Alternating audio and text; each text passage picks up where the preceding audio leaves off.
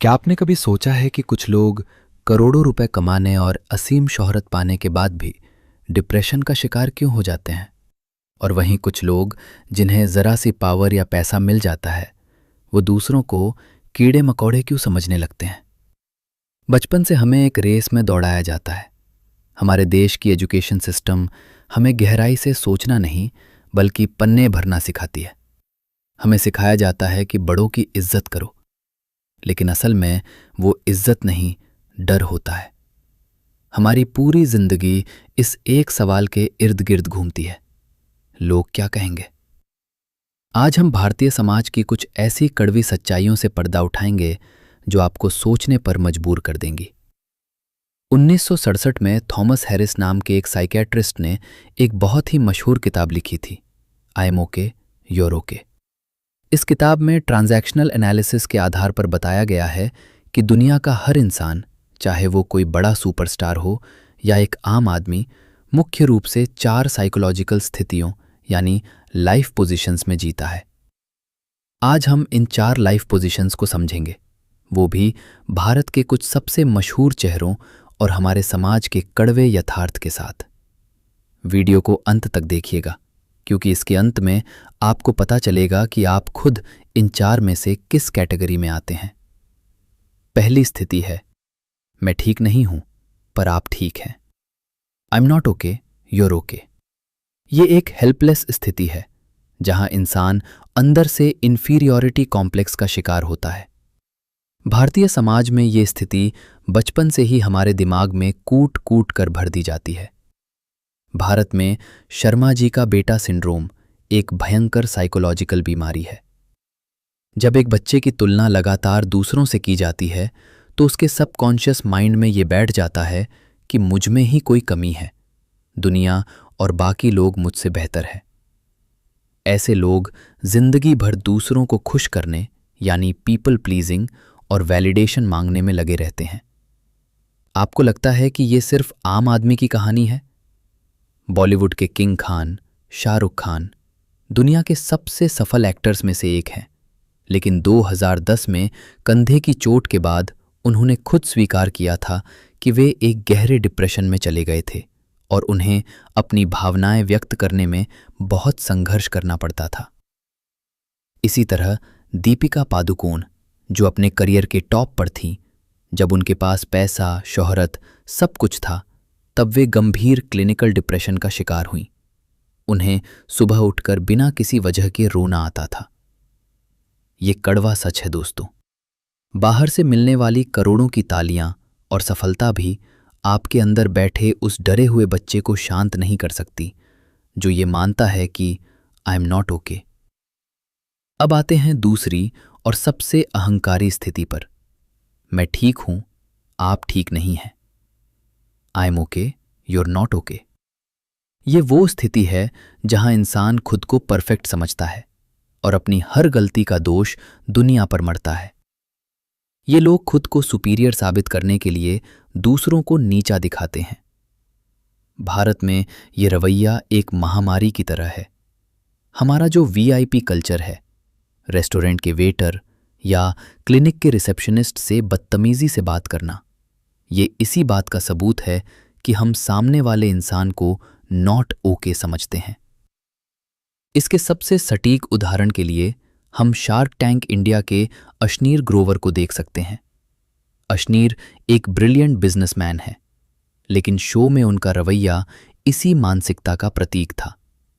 एक एपिसोड में जब कुछ युवा इंजीनियर्स ने अपना फेस रिकॉग्निशन रोबोट पेश किया, तो अशनीर ने उनका मार्गदर्शन करने के बजाय उनके आविष्कार को अपमानजनक तरीके से खिलौना कह दिया।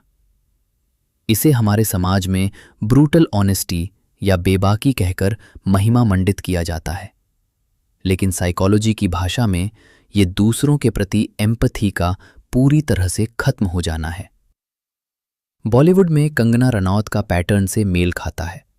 उनका ये निरंतर विश्वास रहता है कि पूरी फिल्म इंडस्ट्री, मीडिया और दुनिया उनके खिलाफ साजिश कर रही है।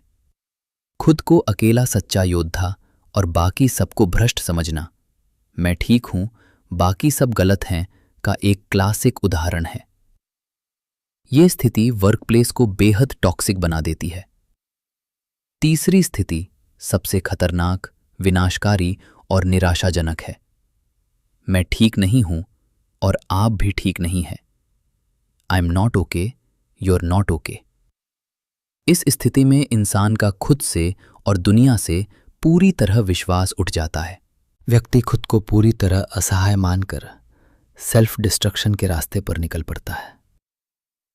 भारतीय समाज का एक बहुत बड़ा कड़वा सच हमारा बॉलीवुड सिनेमा है, जो इस भयंकर मानसिक बीमारी को सच्चे प्यार के नाम पर बेचता है।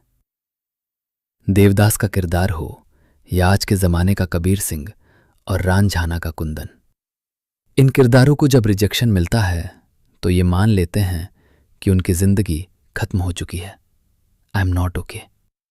और फिर वो उस समाज और लड़की से भी नफरत करने लगते हैं। You are not okay. Rejection के बाद शराब और ड्रग्स की लत में पड़ना, खुद को बर्बाद करना कोई पैशन या महान प्यार नहीं है।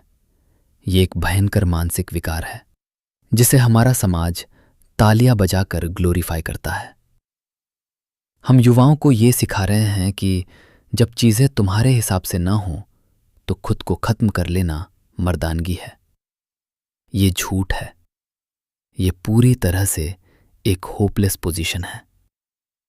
अंत में आती है चौथी और सबसे परिपक्व स्थिति। मैं ठीक हूं, आप भी ठीक हैं। I am okay, you are okay. ये स्थिति जन्म से नहीं मिलती, बल्कि ये एक कॉन्शियस चॉइस है जो एक इंसान अपनी समझदारी से चुनता है। इस स्थिति में व्यक्ति अपनी भी इज्जत करता है और सामने वाले इंसान की भी। भारतीय इतिहास में इसका सबसे महान उदाहरण स्वर्गीय रतन टाटा और डॉक्टर APJ अब्दुल कलाम है। रतन टाटा जी ने अपने जीवन में बड़े बड़े धोखे और संकट देखे। साइरस मिस्त्री क्राइसिस के दौरान भी जब चीजें बेहद खराब थीं, उन्होंने कभी अपनी पॉइज नहीं खोई। वे शांत रहे, कभी कैमरे पर आकर किसी को गालियां नहीं दी और न ही कभी अहंकार दिखाया। न्यूरोसाइंटिस्ट इसे लो रिएक्टिव लीडरशिप कहते हैं। ये वो इंसान कर सकता है जो जानता है कि मैं भी मूल्यवान हूं और मेरे सामने खड़ा व्यक्ति भी एक इंसान है। जब आप इस स्थिति में होते हैं तो आप फीडबैक को अपने ईगो पर हमला नहीं मानते।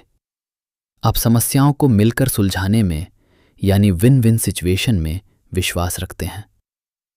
भारतीय समाज में आज हम एक अंधी दौड़ यानी रैट रेस में भाग रहे हैं। एक ऐसा मिडिल क्लास जो सिर्फ सर्वाइवल और दिखावे के बीच पिस रहा है।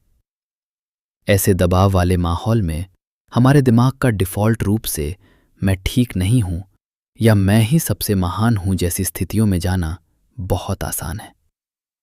लेकिन थॉमस हैरिस की ये किताब हमें याद दिलाती है कि हम अपने बचपन की कंडीशनिंग या समाज की कुरीतियों के गुलाम नहीं हैं। एक एडल्ट के रूप में आज इसी वक्त आप ये तय कर सकते हैं कि आपको किस स्थिति में जीना है। खुद से पूछिए, जब आपका कोई काम बिगड़ता है या जब कोई आपसे असहमत होता है, क्या आप डिप्रेशन में चले जाते हैं? क्या आप सामने वाले पर चीखते चिल्लाते हैं या आप शांत रहकर एक सॉल्यूशन निकालते हैं? आप इनमें से किस लाइफ पोजीशन में सबसे ज्यादा समय बिताते हैं? मुझे कमेंट्स में पूरी ईमानदारी के साथ बताइए। अगर ये वीडियो आपको सोचने पर मजबूर कर पाया हो तो इसे लाइक करें और अपने दोस्तों के साथ जरूर शेयर करें। सब्सक्राइब करना न भूलें।